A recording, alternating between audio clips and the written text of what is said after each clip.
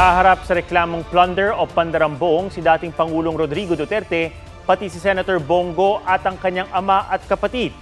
Inihain niya ni dating Senador Antonio Trillanes IV dahil sa bilyon-bilyong pisong infrastructure projects na napunta raw sa mga kumpanya ni Go. Handa raw ang senador na kasuhan ang mga kaanak kung totoo ngang nagkamali. May report si Salima Refran. Simbigat na mga kahong-kahong dokumentong bitbit ni dating Senador Antonio Trillanes IV sa Ombudsman ang reklamo niyang plunder o pandarambong laban kina dating Pangulong Rodrigo Duterte, Senador Bongo, pati ama at kapatid ng senador. Akusasyon ni Trillanes, halos 7 bilyong pisong infrastructure projects ang napunta sa CLTG Builders at Alfrego Builders na hawak ng angkan ni Senador Go. Undercapitalized nga raw o kulang sa puhunan ng dalawang kumpanya kaya nakisosyo raw sa mga kontratistang may AAA license, gaya ng mag-asawang Curly at Sara Diskaya. Ang mga proyekto sa joint ventures aabot umano sa 816 million pesos. Tatay at kapatid, binigyan mo ng bilyon-bilyon na kontrata. While you were in power, covered nila yon.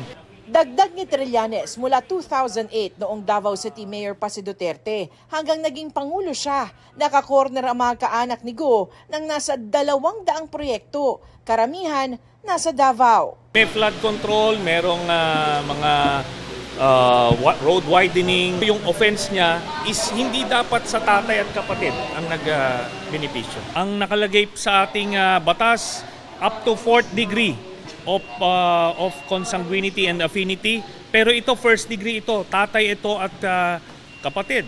Handa raw harapin ni Go ang reklamo. Todo tanggi siya sa paratang.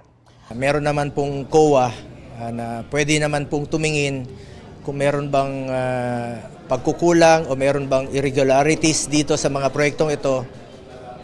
Kasuhan niyo po. Willing po akong kasuhan kahit kapamilya ko, kahit sino pa yan. Nakialam ba ako? Hindi. Nakinabang ba ako? Hindi. Binigyan ko ba ng pabor ang aking pamilya? Hindi. Ayon kay Ombudsman Jesus Crispin Remulla, nauna nang naihain sa DOJ ang reklamo. Pero ipinadala raw agad ito sa Ombudsman ni Nooy Prosecutor General Benedicto Malcontento noong si Remulla pa ang Justice Secretary. Hindi nga ako nagkaroon ng pagkakataong makita ang mga papel na to noong panahon na yon. 1 taon na yun eh. Dadaan niya sa evaluation, fact-finding, at preliminary investigation.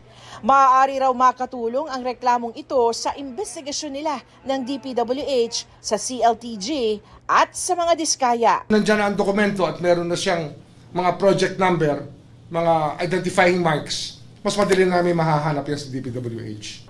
Salima Refran, nagbabalita para sa GMA Integrated News.